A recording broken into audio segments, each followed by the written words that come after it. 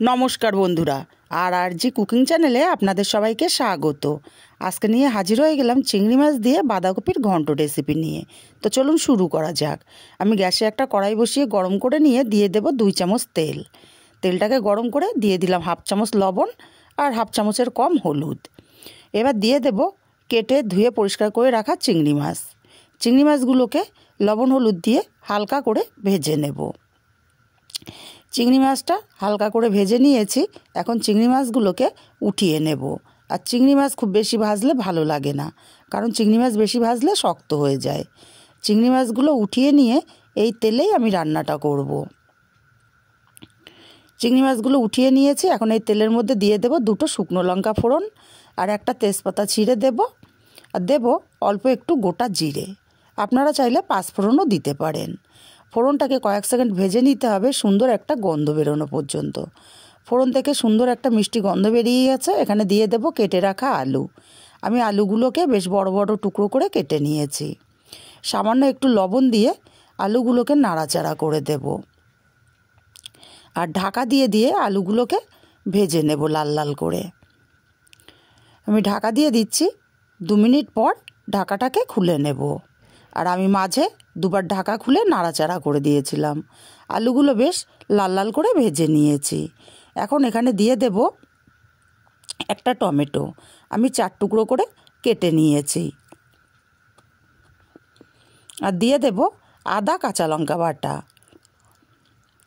আদা কাঁচা লঙ্কা বাটাটা দিয়ে আমি আলুটাকে মিনিটখানিক কষিয়ে নেব, যাতে আদা কাঁচা লঙ্কার গন্ধটা চলে যায়। কষিয়ে নিয়েছি মিনিটখানিক। এবার এখানে দিয়ে দেব হাফ চামচ হলুদ গুঁড়ো, হাফ চামচ দেব ধনে গুঁড়ো, হাফ চামচ দেব জিরের গুঁড়ো, হাফ চামচ দেব লঙ্কার গুঁড়ো। ঝালটা অবশ্যই যে যার স্বাদ অনুযায়ী দেবেন। আর বেশ কিছুটা মটরশুঁটিও দিয়ে দিলাম। আরও মিনিট 2 কষিয়ে নেব। এতে করে মটরশুঁটিটাও ভাজা হবে আর মশলার সব কাঁচা গন্ধও চলে যাবে। মশলার সাথে আলু মটরশুঁটি 2 মিনিট কষিয়ে নিয়েছি। ভালো মতো কষানো হয়ে গেছে। এখন এখানে দিয়ে দেব কেটে রাখা বাঁধাকপি। বাঁধাকপিগুলো আমি সব দিয়ে দিলাম। ভালো করে নাড়াচাড়া করে মিশিয়ে দেব। আর আমি বাঁধাকপিগুলো কিন্তু যতটা সম্ভব ঝিরিঝিরি করে কেটে নিয়েছি, তাই আমি বাঁধাকপিটা আর ভাপালাম না। আপনারা চাইলে ভাপিয়ে নিতে পারেন। বাঁধাকপিটাকে মশলার সাথে ভালো করে মিশিয়ে নিয়েছি। এখন মিডিয়াম আঁচে রান্না করে নেব ঢাকা দিয়ে 5 মিনিট।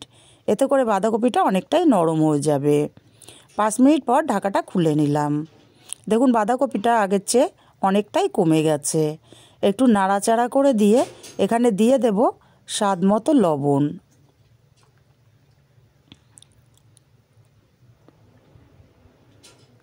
দেব ভেজে রাখা চিংড়ি মাছগুলো। এবার ভালো করে নাড়াচাড়া করে মিশিয়ে দেব। লবণটা দেওয়ার কারণে বাঁধাকপি থেকে যেটুকু জল ছাড়বে, সেই জলেই কিন্তু আমার আলু সেদ্ধ হয়ে যাবে। আর আলুটা ভাজতে ভাজতে অনেকটা সেদ্ধ হয়ে গেছিলো। খুব ভালো করে মিশিয়ে নিয়ে ঢাকা দিয়ে আমি আরও 5 মিনিট রান্না করে নেব। 5 মিনিট পর ঢাকাটা খুলে নিলাম। দেখুন লবণ দেওয়ার কারণে বাঁধাকপিটা অনেকটাই কমে গেছে আর বাঁধাকপি থেকে জলও ছাড়তে শুরু করেছে। আবারও নাড়াচাড়া করে ভালো করে মিশিয়ে দিয়ে এখানে দিয়ে দেব 1 চামচ চিনি। চিনিটাকে দিয়ে নাড়াচাড়া করে ভালো করে মিশিয়ে দেব। চিনিটাকে খুব ভালো করে মিশিয়ে নিয়েছি। আবারও ঢাকা দিয়ে মিডিয়াম আঁচে 5 মিনিট রান্না করে নেব। 5 মিনিট পর ঢাকাটা খুলে নিলাম। আমি আর ঢাকা দেব না, এইভাবেই নাড়াচাড়া করে আরও 2 মিনিট রান্না করে নেব, বাঁধাকপির এক্সট্রা যে জলটুকু শুকিয়ে যাওয়ার জন্য। দেখুন আমি আরও 2 মিনিট রান্না করে নিয়েছি। বাঁধাকপিটা বেশ শুকনো শুকনো হয়ে গেছে। এবারে এখানে দিয়ে দেব একটুখানি গরম মশলার গুঁড়ো। গরম মশলার গুঁড়োটাকে দিয়ে ভালো করে নাড়াচাড়া করে মিশিয়ে দিতে হবে। ভালো করে নাড়াচাড়া করে মিশিয়ে আমি আলাদা পাত্রে উঠিয়ে নেব। তৈরি হয়ে গেল আমার দারুণ স্বাদের চিংড়ি মাছ দিয়ে বাঁধাকপির ঘন্ট রেসিপি। রেসিপিটা কেমন লাগলো কমেন্ট করে জানাতে ভুলবেন না। ভালো লাগলে কাছের আত্মীয় স্বজন বন্ধুবান্ধবের কাছে শেয়ার করতে ভুলবেন না।